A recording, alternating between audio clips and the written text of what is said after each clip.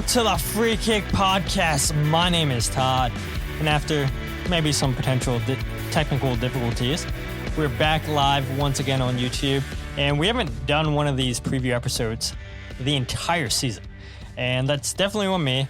Work life gets in the way, and I do feel bad because we've spent a lot of the last couple seasons bringing on commentators, bringing on journalists, and we actually started out bringing on other podcasters and fans of opposing teams anytime that we would do these review matches. And so it's been a very, very long time. And these guys are some of my very good friends. They've been kind enough to have me on their Inter Miami podcast. They've started a new all MLS podcast. And I've always told them, I'm going to get you on the podcast. I'm going to get you onto the podcast. And I've never done that until tonight. So we weren't able to get both of them. We were able to get the better half of the Battered Herons Podcast. And I was kind enough to be invited back on to the MLS Battered Fans Podcast last night. After we get done with my show, then you guys can check out the Battered Herons Podcast. But I'm joined by the best half of that show, Kris Duran. Kris, how you doing, man? Hey, what's going on, brother? Yeah, nothing much. It's been a long time coming, like I said, to get you onto the show, and it's definitely on me for saying, yeah, I'll get you on. But I don't know, not to make excuses for myself, but I feel like there was a lot of games that we've seen between Inter Miami and the Union that have been a midweek game. And so those midweek games, you guys, I don't know how you do it. You guys always do, I feel like 4 or 5 shows a week. You guys do your previews, your match reviews. Then, like I said, you guys started your MLS-centric podcast where you bring on just other journalists, other fans from all over MLS, and that's been going fantastic. So kudos to you guys for finding the time, the energy to do so many shows during the week. Yeah, man. I mean, it's been rough, but it's been fun for sure. The fan base has really embraced us, and I mean, Inter Miami's growth. Look, the MLS is growing as well. Obviously everybody's going to point at this guy right here, Messi, as far as the growth. Listen, as long as growth is there, that's the important part. So for me, as long as all of us as content creators, fan base is growing, the MLS is growing, I think it's a beautiful thing, to be honest. Yeah, it is. And look, you guys, this is the time, right? With Messi there, of course, everybody's going to want to check out everything Inter Miami. And you guys have grown tremendously. And I remember talking to you, just looking at like the Apple podcast charts and everything. There's been times where you guys have been in the top 50, not just in America, but the whole entire world with your podcast. Yeah. And to see you guys start something just a couple of years ago to be in the top 50 in the entire world, that's pretty impressive. And yes, Messi has a lot to do with it, but I do think a lot of that is because of how good of a host you and Danny are. You guys have added Solana too. You guys are crushing it with your content. And like I said, 4 to 5 shows a week. That's a lot. And the fans are definitely dedicated. And the best part about your guys' show is the chat. And so you guys, I feel like, have the perfect recipe for success, and it's been tremendous to watch you guys just grow into what the podcast is today. Yeah, much appreciated. I mean, the one thing that we always enjoy is just kind of really being interactive and humane, but kind of going over all the X's and O's and all the information.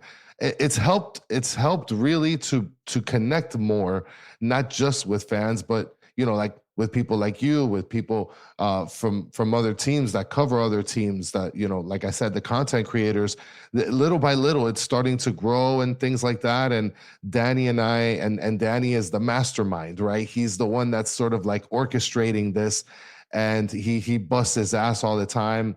We try to bang out as much content as possible, even in different languages in Spanish. So we do put in a lot of work, and it's been rewarding in a lot of instances, and more than not, just the sort of interaction and the time that we've had with speaking to different people and the fan base.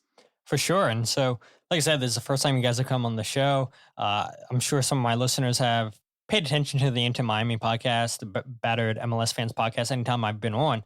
But for people who aren't familiar, how did the podcast start? How did your relationship with Danny come about, who's the other half of the podcast?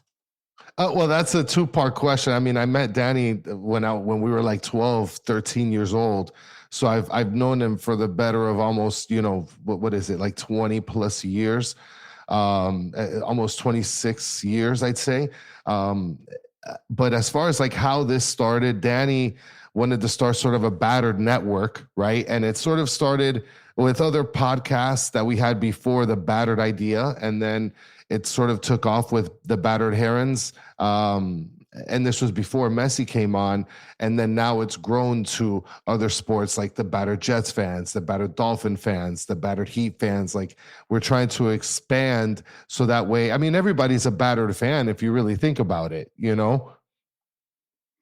Yeah, they are. You're absolutely right. And it's like I said, I mean, it's a lot of shows. You just talked about it right there, but just watching how fast the Into Miami shows come together. And I love just getting to the chats and seeing a lot of the same old people interacting with you guys. And you guys don't take yourself too serious, which I think's why you guys have had the success that you guys have had.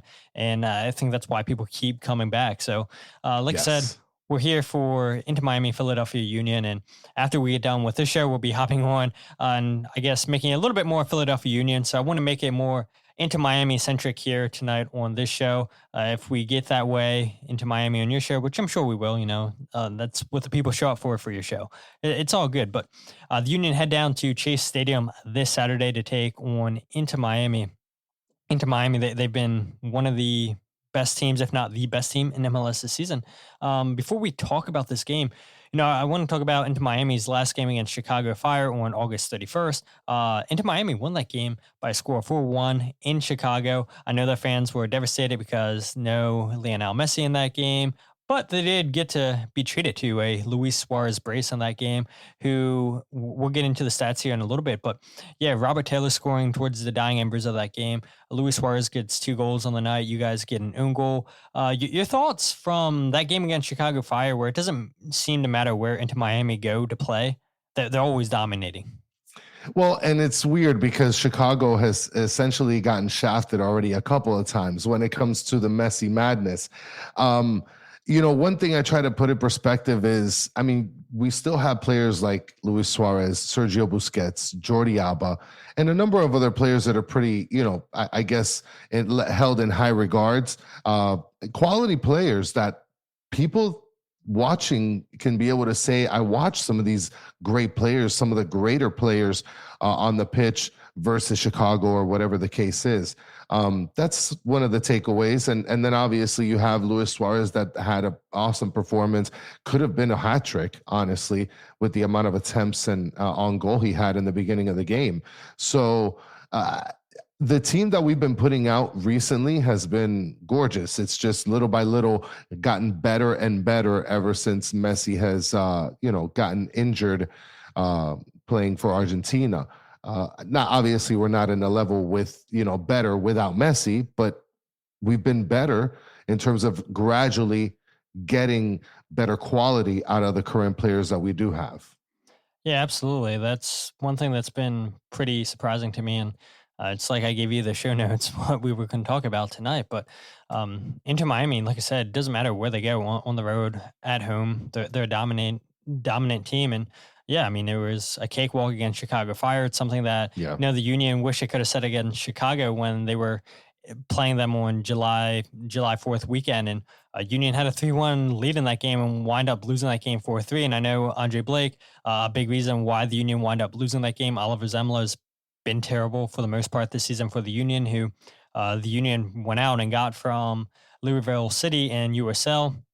He's had moments where he's looked good, but look, let's face it, and I think even Inter Miami fans could admit this, that Andre Blake's one of the best goalkeepers in all of MLS. And so when you're losing a player like that, your team's going to change dramatically. And, fans probably thought that was going to be the case with Lionel Messi not being with Miami because of international duty or because of the injury. And you touched on just so many players have stepped up in his absence.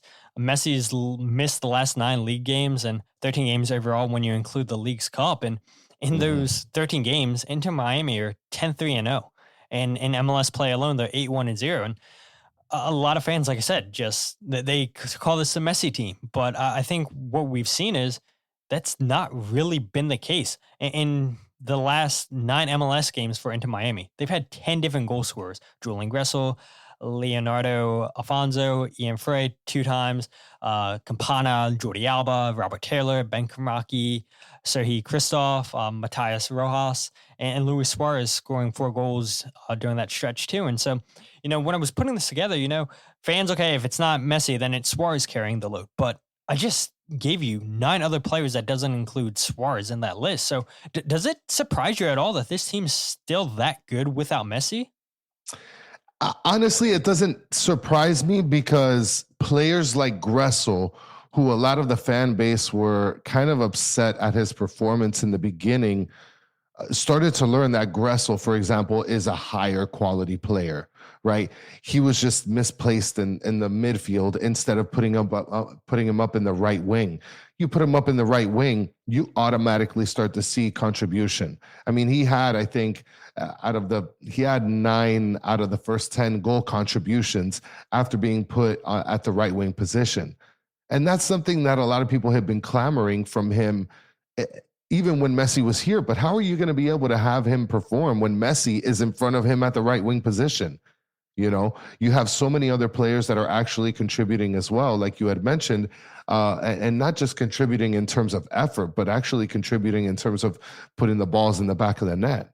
And that's kind of what this team has needed, to prove, is that can we win without Messi? And I think that we've done more than well enough to be able to sort of prove that. I mean, players like Yannick Bright don't show up on the scoreboard. Sergio Busquets don't show up on the scoreboard.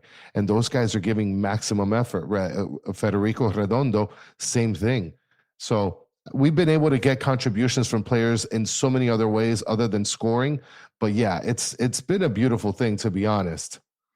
So, I mean, there's going to be a day where Messi, Busquets, Alba, and Suarez aren't here anymore. But then you look at the work that Chris Henderson, the sporting director, has done with Inter Miami, with getting just all these young, promising players. And the one player that I'm always just full of praise for in this podcast, and I always say this is the type of player the Philadelphia Union need to be going after, is Diego Gomez.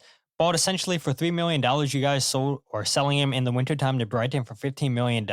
I mean, I'm not naive. A lot of these guys that are coming from South America are coming because they want to play with Messi. Who doesn't want to play with Messi? But, it does speak to the volume of the scouting ability that Chris Henderson possesses. And it seems like every single young player he's going down there has been a hit since this new era for Inter Miami. Does that give you hope at all for the future of the club, knowing that, look, that day with Messi and those guys aren't going to be here that much longer potentially? But Chris Henderson's shown time and time again that he does have an eye for young talent. It definitely is it definitely helps to be hopeful, because the way that Chris Henderson has been able to sort of manage the team while being under sanction, and then on top of that, to be able to manage that and get the best quality players during that time. And yeah, I mean, it's something that's we expect to be wonderful in the future. Hopefully, if Atlanta doesn't come up and scoop Chris Henderson with a Brinks truck. But other than that, I mean, Chris Henderson has done the best that he can with the amount of money that is available, the rules that are restraining the team, and then the sanctions that we had in previous time. Yeah, and it's again, I mean, speaks to the job that he's done. I mean, they were under some pretty harsh rules there, and they did their best to maneuver that situation. And I remember coming onto your show and you guys were talking about Phil Neville and everything, and I said on your show that I thought he was a pretty good coach. I mean, look, he led you guys to the playoffs, and maybe he's not showing it as much with Portland. His last season with you guys was definitely a disaster, but I think the writing was on their wall that Tata Martino was going to become the coach just because of his past relationship with Messi. And, you guys asked me on your show, I forget which one, MLS Battered Fans one or the Inter Miami one. You asked me my thoughts on Tata Martino. What are your thoughts? Because listening to the fans, seeing the fans' reactions on social media, I feel like it's 50-50.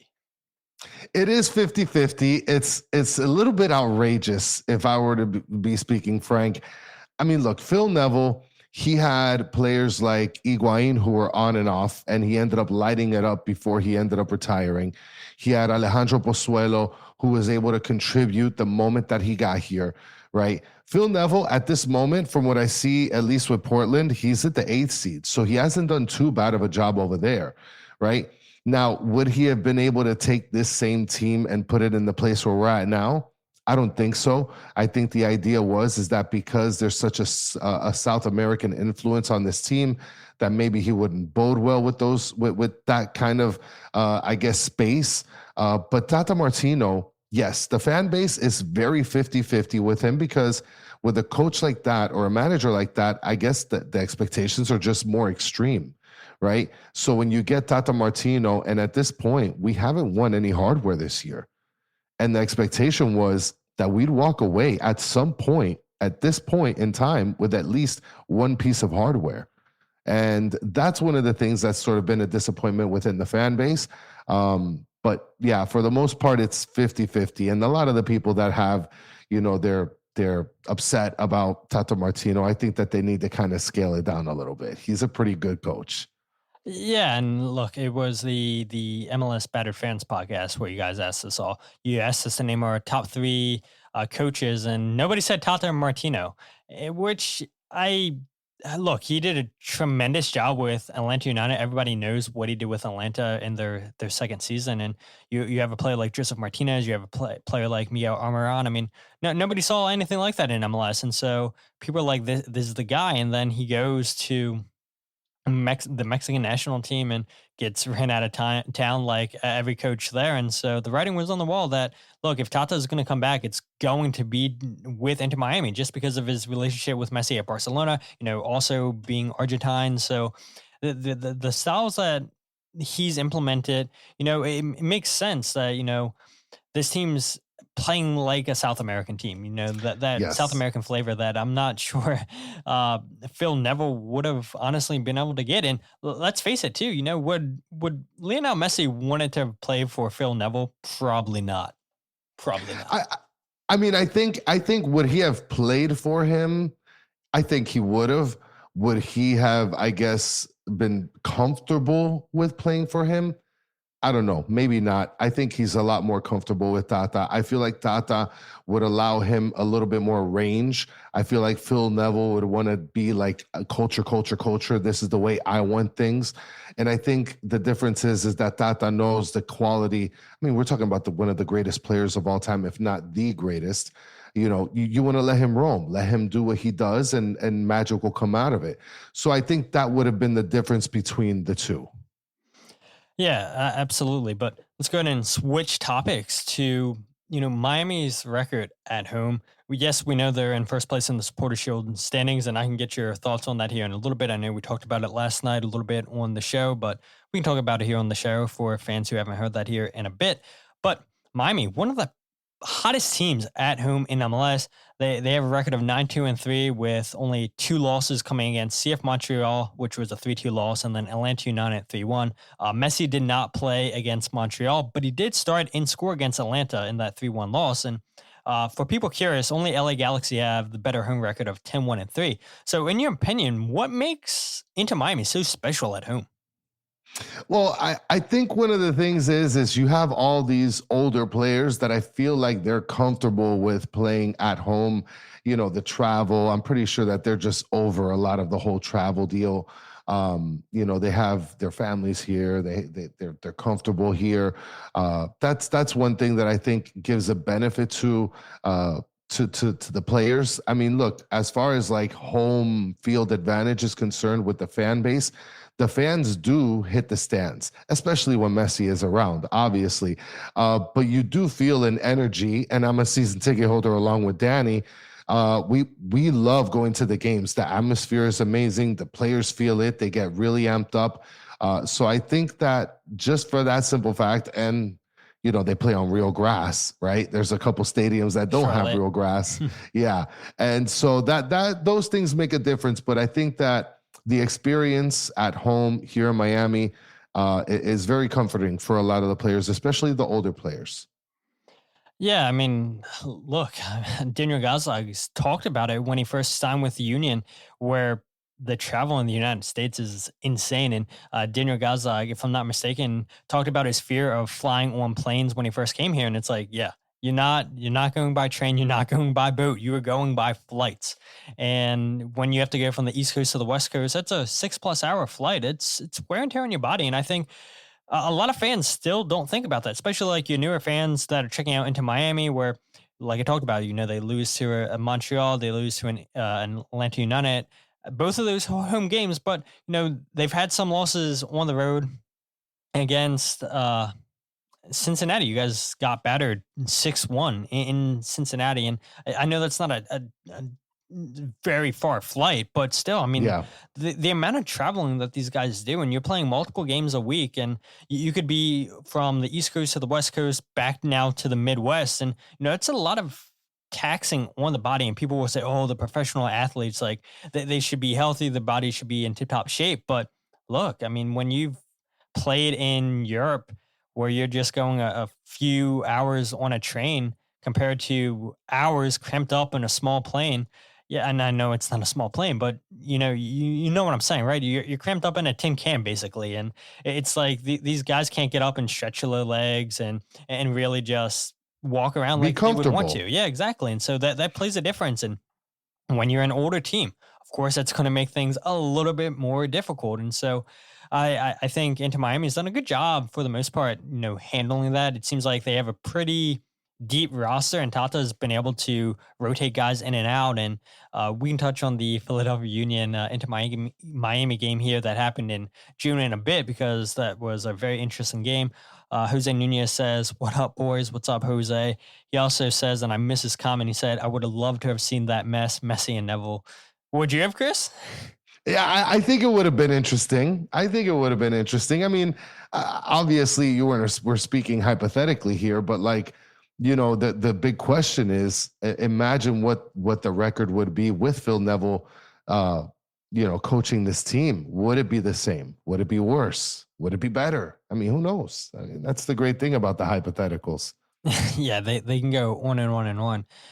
One thing that's been a major concern for Inter Miami, though, and it seems like maybe they've started to correct that a little bit here, is when I was on your show back in June, we talked about how Inter Miami and Philadelphia Union, they both love conceding first, and you called it. Mm-hmm. I'll give you props. You said the Union were going to score the first goal in that game. I said, absolutely not. It's exactly what they did with Mikel Ua, and then Miami come from behind, win that game 2-1. Miami conceded 14 out of their 27 games so far this season, which surprisingly isn't the most in MLS. You got to look at Chicago Fire, who are at 18 out of 28. And since that Philadelphia Union Inter Miami game back in June, Miami has only conceded the first goal once in the last 8 games. So do you believe that's now behind Inter Miami? I think it's behind Inter Miami, especially since we've been able to sort of beef up our back line. I think that Tata making the change from 4 in the back to like this ghost 5 in the back, where he has Jordi Alba at the left back, Wagon on the right back. He'll have David Martinez on the left center back. He'll have Toto Aviles on the right center back, and then like a hidden Busquets that's sort of like the middle center back, but he kind of pushes up as the center defensive midfielder. So that's helped because it's given like this core to the back line where it doesn't allow for other teams to really penetrate and get into good positions. So that's been the key in terms of defensively. I think that's been changed. Yeah, I mean, that's a good observation. I was going to ask you keys to the game here in a little bit. And so we'll keep that one in the back of our head. Defensively, Absolutely. Kris just gave us a great defensive key. But this Miami team, even with them conceding first, they're still 7-4-3. So does it matter if Inter Miami concede first? Because it would appear not. Well, it's right now people are saying, no, it doesn't matter because we end up scoring right after anyway. But one thing that the fan base definitely is worried about is when these games really, really matter, when the playoffs come around. And the last thing you want to do is be playing from behind in meaningful games like the playoffs, especially for a team that should have been walking away with more than one piece of hardware. And now you're talking about MLS Cup or bust. And if you're giving up goals in the first 10 minutes, that's not good. That's not a good recipe. Yeah, it's not because you're playing catch up. But I mean, the quality we talked about, I mean, it's so surprising to me that they've had 10 different goal scorers in the last 9 games. I mean, that's a team that's not relying on one player. And it just goes back to everybody saying, oh, it's the Messi team. It's the Messi team. But it's really not, because you're getting so many other players to contribute. And yes, maybe it changes a little bit with Messi out. You talked about Julian Gressel, who's now being played in his preferred formation, not so much as one of the eights in the 4-4-3. Now he can play out on the wing and send those crosses in and really create. And that's what we saw in his time with Atlanta, his time with DC United. And look, everybody's going to take Messi over Julian Gressel. But again, it goes back to Chris Henderson building a fantastic roster, just getting depth. When players are missing for international games, when players are out injured and everything, they have players that can step up, and it seems like they're not missing a beat. Well, one of the things about Gressel is lately he's been also misplaced on the roster, because Matias Rojas has been sitting on the right wing a little bit lately. So even when they've placed Gressel after his success at the right wing, at places like the right mid, places like the left wing, you start to see that, okay, he's misplacing Gressel here again, and we're not getting the same productivity from him, right? So it's just little kinks that they're working on here and there for the most part. But that's just to show you sort of where the contribution comes from in terms of, Gressel. I mean, Matias Rojas has been contributing lately more often as well. So I guess tit for tat, you take one for the other. But, it's been working out. One of the biggest things also is that Luis Suarez is more of a giving player. He's not very greedy with the ball. He's not very greedy with taking the strike. He'll give others an assist in order to open up the game a little bit.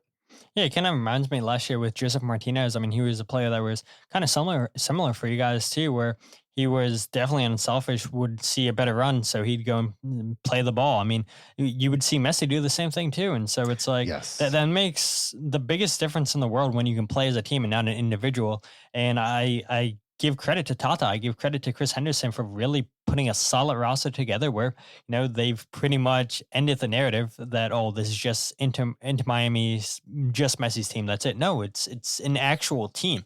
And we've seen that the last nine MLS games. And for fans curious, the Union, yes, they've conceded a lot of goals first this season, but they've seemed to have corrected that, just like Inter Miami the last few games. The Union have conceded first in 2 of their last 10 games.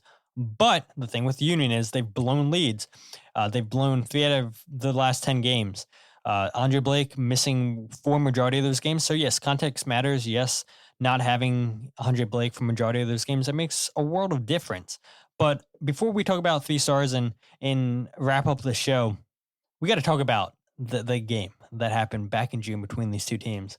And the Union fans were in heaven watching an early goal scored in that game by Mikel Uba.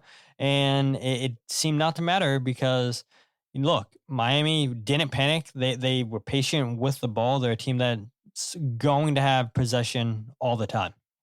And they get a red card in that game. And you're like, okay, well, the Union, yes, they gave up that early goal in the second half to Julian Gressel, but the Union still have time to get an equalizer. David Ruiz gets the first red card, and then Tomas Aviles gets the second red card. So the Union are up by 2 players, and then they find a way pushing too many men forward because they know they're desperate for points. They need points.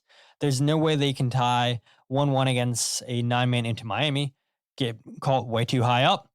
Yannick Blanc finds Alfonso, who used to be in the Philadelphia Union's academy, and makes it 2-1. And that was, I think, a stunning game for both fan bases, not only the Union, but Inter Miami as well, to watch them be down 2 men and wind up getting all 3 points. And the worst part is that 2 of our hotheads are the ones that walked away with the red card. I mean, what Tata ended up doing there was just hunkering down and hoping that an explosive Leo Alfonso opens up. And then Yannick Bright, who's been contributing both on offense and defense, had enough wherewithal to be able to see that there was an opportunity for Alfonso to go ahead and just blast off onto the side. And I mean, it's written in the books right there. He was able to get the opportunity after the 90-minute mark, I think 4 minutes after, in extra time. Yeah, the 94th minute he scored that goal, and Yeah. again, I mean, look, you talk about instant impact, and Yannick Bright. I remember listening to your guys' reaction show right after that game, and I believe you said Bright was your man in the match, and there was a little debate between you and Danny, like, well, this guy didn't play a lot. He came off the bench in that game in the 78th minute, gets the game-winning assist on the play, so I understand why you said it. I thought that Wigan was fantastic. The right back for Inter Miami in that game, Marcelo Wigan. You talked about it a little bit. I mean, Miami, they push players forward. And so, you have the opportunities to hit them on the counterattacks, but I thought that he did a fantastic job just shutting down Jack McGlynn, shutting down Mikael Uhre, Kai Wagner on the Union's left side of the field. And he was fantastic defensively. And so for me, I thought he was a player that was great for you guys. I believe he's on loan this year for you. So I'll be curious to see if Inter Miami make that a permanent deal, if they're able to make it a permanent deal. But again, and I know I keep harping home this idea, this is a team. And if that game against Miami in June didn't show that this isn't just a Messi team, that they're an actual team, then nothing's going to convince you of that. But they had players step up, players on the bench that, would probably be starting with majority of the teams in MLS. And unfortunately, there's just better players in front of them into Miami where they've got to resort to a bench role. But nobody's going to complain when you're playing with Messi. And, when they're called upon, more times than not, it seems like they make a difference. I mean, look, we're just talking about the game that's coming up. Gressel, if Messi plays this game, Gressel's going to be on the bench. He could start on any team in the MLS. And on top of that, you have players like, for example, Yannick Bright. Yannick Bright might be on the bench this week. And I'm not saying that he's going to be like a perennial starter, but he can be an efficient player on a lot of other MLS teams. You have Franco Negri, who he played as a starting left back before Jordi Alba came in. He can probably play left back for a lot of other MLS teams as well. You have a lot of players that even when they're on the bench, they can be able to come in and contribute in many ways.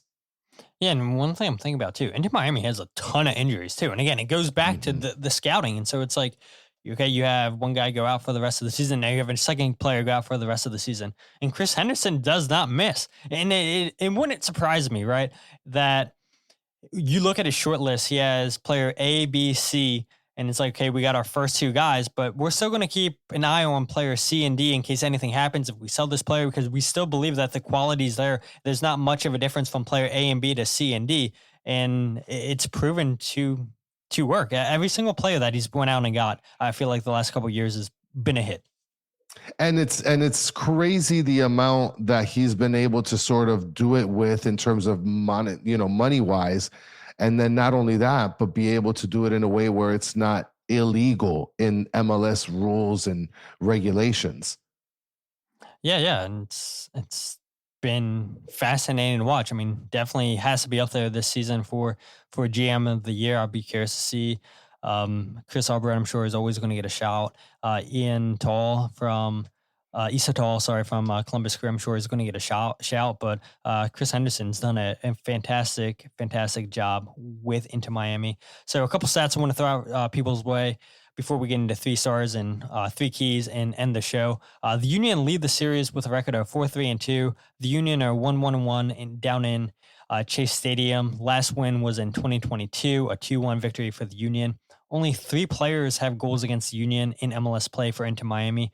Julian Gressel has 3 in 14 games. Robert Taylor has 2 in 5. The Union have 6 players with a goal each. Inter Miami 10-0-0 when leading at half. I mean, nobody, like, once Miami's leading at the half, yeah, forget about it. Pack up shop, you're done. A Union have a record of 6-4-1, so it doesn't matter if the Union have a winner, a lead or not at halftime, because they found ways to blow games. Miami, they are tied for the most goals at home with 35. The Union have the second most goals on the road in MLS with 26. Nice. So this has the potential to be a high scoring game, and I don't think either fans would really complain about that. Jim Curtin, Philadelphia Union's coach, might, but there are some injury concerns. That's what I named this episode for, where Ty Baribo, who's been on fire for the Union, 14 goals in his last 15 games, apparently picked up a little bit of a knock in training with the Israeli national team, was supposed to start against Italy, not able to go now. That's a massive blow for the Union if Ty Berube can't go this game. Jim Curtin has his press conference tomorrow or today, whenever you guys listen to this podcast, and I'm sure that's going to be the first thing asked, injury updates on him. Denley John Jock, who they recently got from FC Metz, he had to exit the game in the 26th minute, I believe, with Haiti. Took what looked like a serious ankle injury. And, man, those ankle injuries, you could be lingering on for the rest of the season and not properly recover. So losing those two guys is huge. And then another player that was supposed to go on international duty did not wind up going is Daniel Gazdag. He picked up, it looked like a knee injury against New York Red Bulls, played in up until the 80th minute, picked up the injury around like the 61st minute, but carried on and then got substituted out in the 80th minute. He had to decline the call-up with the national team because of that injury. And so the Union could potentially be missing a lot of key players for Inter Miami, which doesn't matter in my opinion, who the Union have available, who they don't. This Inter Miami team is just really, really good at home. And so I'm personally going with an Inter Miami victory. What are you going with, Kris? I would probably go with a close victory. I've been very vocal, especially with you coming on the show, that Philadelphia, it's a scary team to play against. If I wasn't an Inter Miami fan, I'd be a Philly fan, and I love the Dupe celebration. That's one of my favorite things in league wide. I think that we would come away with the win 3-2. I think that would be my prediction, but I think we'd be walking away with the win. 3-2. So I'm sure you're probably asking me my prediction on your show. So I'll wait on it for your show to Nice. Give a score prediction. But if the Union want to come away with a point or points, my three keys for this game: number one, you got to hit on your counterattack opportunities. Miami have given up 6 counterattack goals in MLS this season, which is second most in the league. Miami, they play that high line. We saw the Union take advantage of that in the first meeting between these two goals, with Mikel Uwer scoring in the 4th minute, I believe it was. So take advantage of that high line by Inter Miami, but it makes a difference. If Ty Berube is not in this game, you're going to go with Sam Adinaran and probably... Actually, I take that back. Jim Curtin would probably play Quinn Sullivan up top over Sam Adinaran with Mikel Uwer. And so that would complicate things a little bit. But if I'm not mistaken, Quinn Sullivan, he started last game with Mikel Uwer against Inter Miami up top. So, maybe pairing Quinn and Mikel up top doesn't make as big of a difference as I would potentially think it would if Ty Berube is not able to go. Number 2, though. Defending set pieces. Miami have scored 11 set piece goals this year in the league, which is the 5th most in MLS. They've only conceded 6 goals on set pieces, which is towards the bottom half of the table in MLS in terms of goals conceded. So Miami, very, very good in scoring set pieces, very good at defending set pieces. I think this game could be won and lost on set pieces. I wouldn't be surprised if one of these teams comes away with a set piece goal. And then number 3, stay compact. Miami, they love having a ton of possession. They currently average 53.9% possession per game, which is the 5th most in MLS. But the one thing that's more surprising to me is that they average 11.7 shots per game, which is the 23rd lowest in MLS. But they have 45.4% of those shots on target, which is by far the most in MLS. So that tells me right there that, okay, yes, Miami's not shooting a lot in games, but they are very efficient. They are very patient in picking the right shots to take. And more times than not, the shots that they're taking are winding up on target. So those are my 3 games. Those are the 3 things I'm going to be taking a look at. I know you mentioned defensively a little bit ago, Kris. Anything else you're looking for a Inter Miami victory for you guys? So I think I'll give you my 3 keys to the game. One of the keys I'll tell you is to keep the 5 in the back. It's been working. It's something that the fan base was not really fond of in the beginning. But now that Tata has been able to figure it out with having Busquets as sort of the anchor in the 5 back, I think that everybody is pretty happy with it. So I feel like that is probably one of the biggest keys. The second key of the game, I think, is making sure that Yannick Bright, Busquets, and Federico Redondo stay on the field and they stay compact, because for as much defense that they play, they're also great creators, which makes a lot of sense in what you were saying, where we take I guess, the lowest amount of shots, but the percentage is high when it comes to being on target, on goal, because of the simple fact that you have players like Busquets, Bright, and Redondo that are very picky and choosy with their passes. And if it doesn't look like it's working there, let's recycle and do it all over again. And that's probably the second key. And the third key for me is this guy right here, Messi. And if he plays, amazing. Right wing, things are back to normal. But if he doesn't play, which I guess I'd consider part of the key with Messi, hopefully they have Gressel at the right wing, because Gressel at the right wing as of lately, or when he was on fire, was fantastic. And he had a goal playing against you guys last time. So those would be my three keys to the game.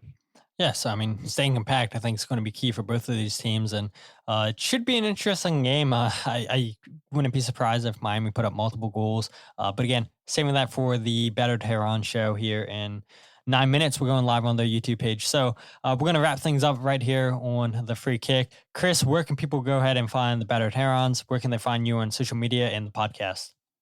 Nice. Well, thank you so much for having me, Todd. I really appreciate it. First time that I've been with you on the show, and it was fun. And we love having you on with us at the Battered Herons. And guys, if you want to find us, you can be able to find us at batteredfans.com. That's our website. You can be able to get all the links there. We sell shirts just like this one and a couple other stuff. You can be able to follow us at Battered Herons on Twitter or X. My user is KBatteredHerons. You can be able to find me there. And we also have Instagram and all those other kinds of stuff. So go ahead and check us out there. And hopefully you guys will be able to kind of catch us at 10 o'clock tonight. Yeah, and if you guys aren't following the podcast on Twitter, Instagram, or Facebook, follow at Free Kick Pod, wherever you get your podcast, The Free Kick. Make sure you check out the YouTube channel, youtube.com/Free Kick Pod, because we are live. We still do our goals breakdown videos. I don't know what's going on, people. You know, you guys were crushing watching those videos in the past, and now we're getting below 100 views per episode. Like, what are we doing? And yes, I know some of that's because I put all the content on Substack too, thefreekick.substack.com. So yes, I'm sure that takes away a little bit of views, but come on. We saw a 2-0 victory by the Union against New York Red Bulls. What are we doing? Like, that should be something people are excited about. So get back to watching goals breakdown videos, because I enjoy putting those together. But Kris, I've enjoyed having you onto the show, and I'm excited that we finally got you on the show. I stopped talking about it, and we actually got it done. So progress, and looking forward to joining you on the Battered Herons YouTube page here in a little bit. But until then, my name is Todd, and this is the Free Kick Podcast.